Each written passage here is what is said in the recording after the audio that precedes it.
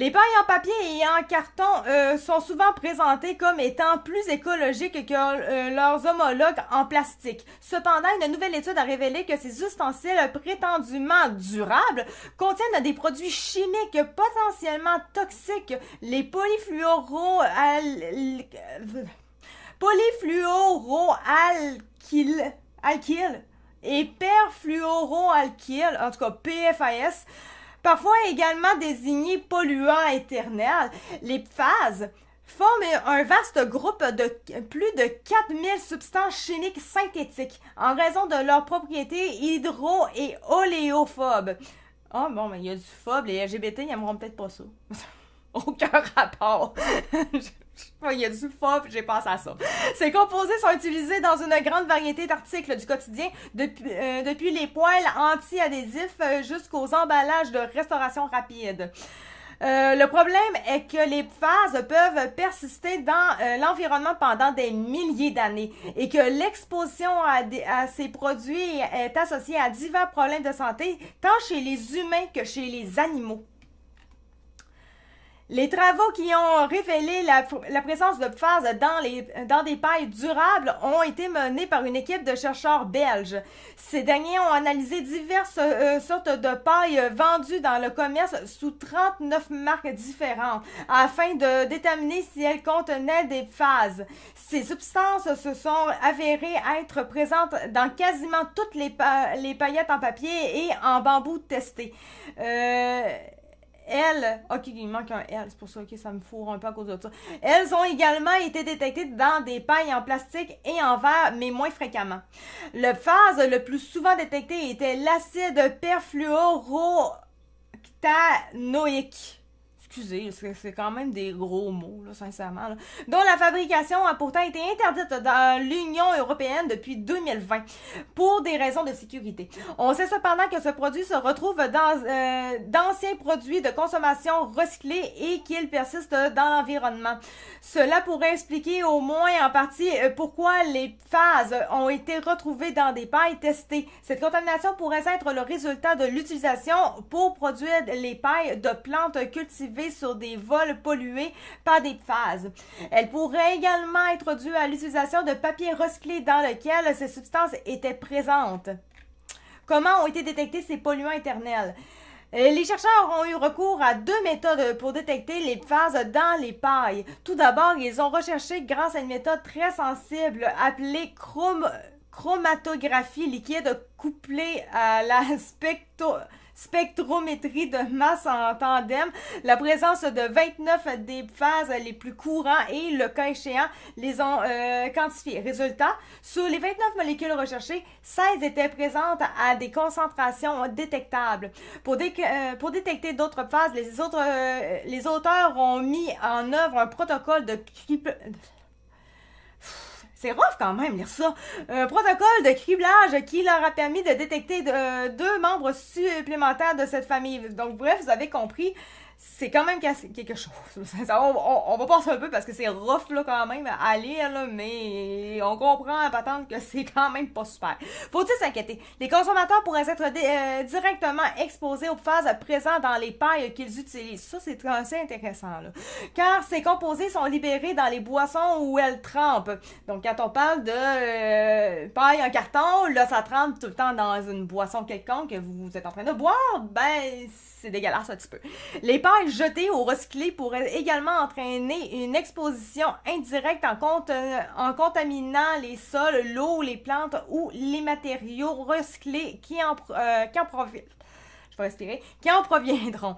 Cette situation est préoccupante car on sait aujourd'hui que l'exposition aux phases présente des risques considérables pour la santé des personnes, de la faune et de l'environnement. Des travaux de recherche ont révélé qu'une exposition des femmes aux phases était associée à un risque d'augmentation ben ça je savais pas, hein, ok, de réduction de leur fertilité, risque d'autant plus élevé que le niveau de ladite exposition était élevé. qu'est-ce que tu montres? Que c'est un risque d'autant plus élevé que le niveau de ladite exposition était élevé. Ok, d'accord.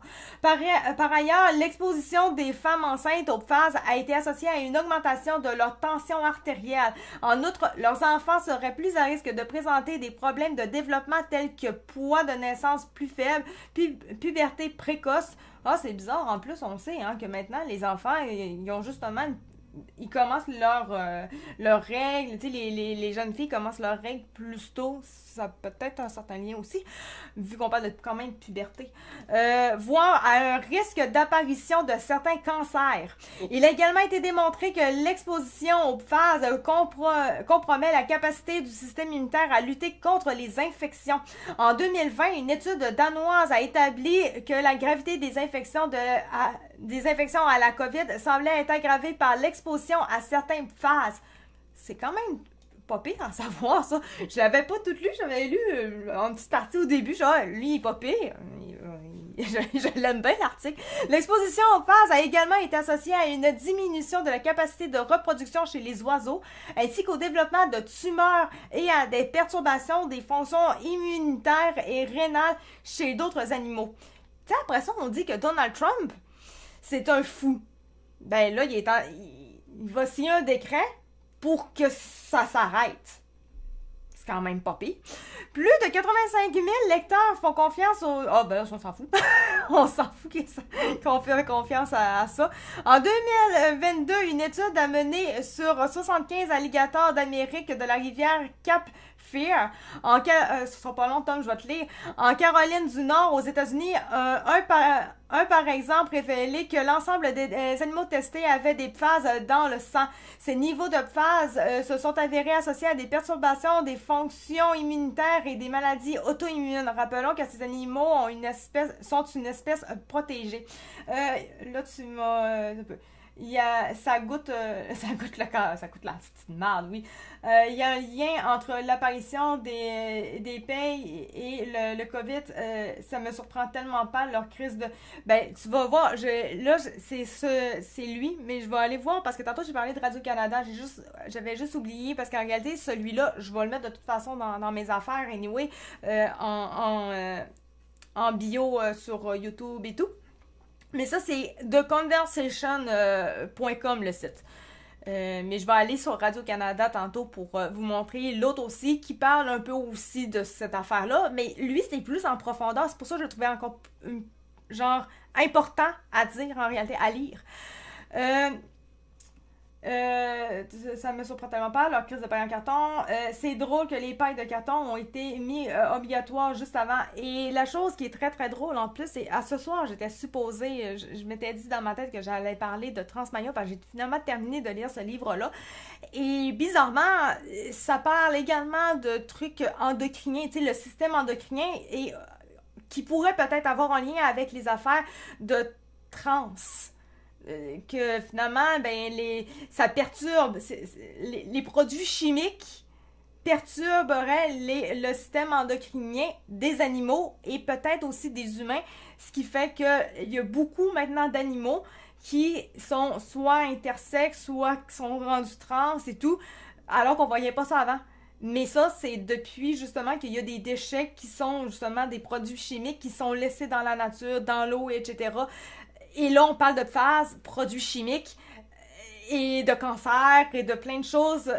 C'est quand même spécial, en effet. Donc là, ça me parle en plus d'un lien qui est étrange. Tout est très étrange ce soir, sincèrement, je m'attendais même pas à ça. Ces produits chimiques sont maintenant si répandus dans l'environnement, ce que je viens en plus de dire, qu'il est presque impossible que les humains et la faune de ne pas y être exposés. Cela peut se produire de diverses manières, non seulement via la consommation d'eau, évidemment, ou d'aliments contaminés, mais aussi via l'air, voire par contact cutané, via de la poussière ou des particules souillées par les phases. L'utilisation de pailles pailles en acier inoxydable pourraient permettre de se protéger de la source d'exposition supplémentaire aux phases que constituent les pailles de papier ou de bambou. En effet, les auteurs de l'étude belge n'ont enregistré aucune quantité détectable de phase dans ce type d'ustensile métallique. Donc, on parle, quand c'est de métal, il n'y en a pas, mais les autres affaires de marde, ben ça, il y en a.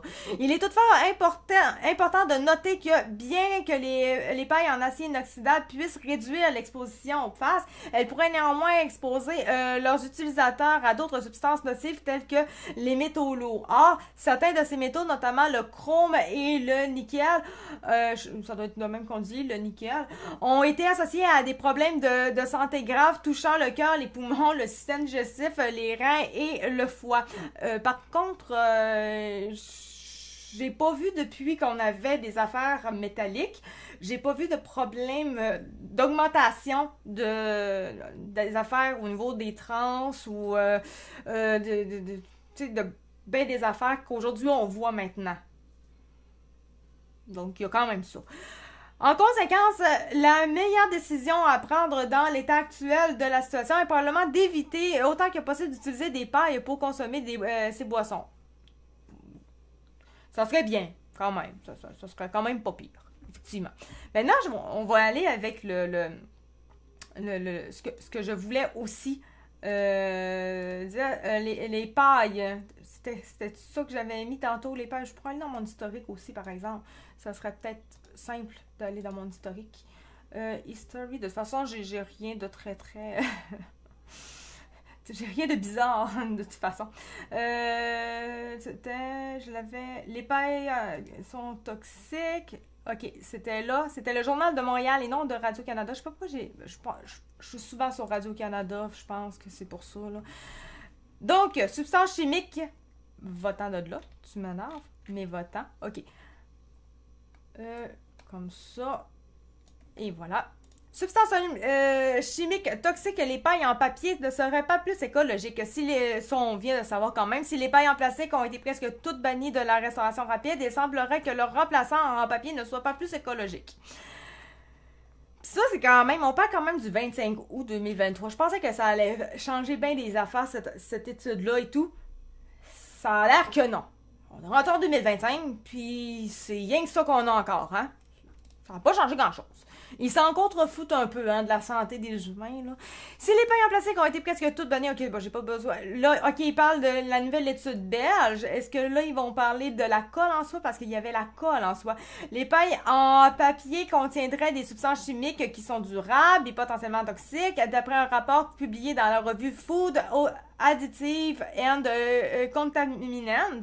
Les pailles fabriquées à partir de matériaux d'origine végétale tels que le papier, le bambou, sont souvent présentées comme étant plus durables et écologiques, a expliqué un docteur, c'est bon. Il parle encore de ça, ok, c'est vraiment les phases, ils vont pas plus loin que ça, eux autres, ok, c'est beau. Je pensais qu'il parlait aussi en tant que tel, la colle, parce que la colle, elle est chimique. On s'entend de base, la colle, c'est pas... Est-ce que vous mangeriez ou buveriez de la colle comme ça? Non. Je pense qu'on sait tous la raison, hein. C'est pas juste parce que c'est dégueulasse. C'est parce que c'est dégueulasse pour la santé aussi. On va se le dire. Ils ont alors constaté que 27 pailles contenaient des phases. Ok, on dirait quasiment que j'ai lu directement le chose, finalement. J'ai pas grand-chose de plus à apporter avec celui-là. Selon lui, la présence des phases dans les pailles en papier et en bambou démontre également que ces objets ne sont pas nécessairement biodégradables. Ça, on ne l'avait pas tantôt. Nous n'avons pas détecté de phases dans les pailles en acier inoxydable et je conseillerais donc aux consommateurs d'utiliser ce type de paille ou tout simplement de ne pas utiliser de paille du tout. Fait valoir l'expert. Ok, bon, c'est bon. Fait que ça, c'est correct. De toute façon, c'était juste pour voir au niveau de la colle, mais en fait, on a vraiment eu le gros juste avec les phages. Je pense que c'était pas mal la grosse affaire. Ils avaient des tsunamis avec des intérêts dans ces compagnies-là, donc ils nous ont poussé vers ça. Ok, des tsunamis. Ok, c'est bon. J'étais là, puis il parle de... Parles-tu de matériel, je sais pas, tsunami, je sais pas, c'est comme un tsunami, je sais pas, mais tu sais, tsunami, on se comprend, c'est pas matériel, en tout cas, je vois. Ok, c'est bon, j'ai compris ton commentaire, ça va. C'est très possible. Si tu n'en sais davantage, dis-le moi. On va te pousser plus loin aussi, nous. Écoute, on est là pour ça, faire des recherches.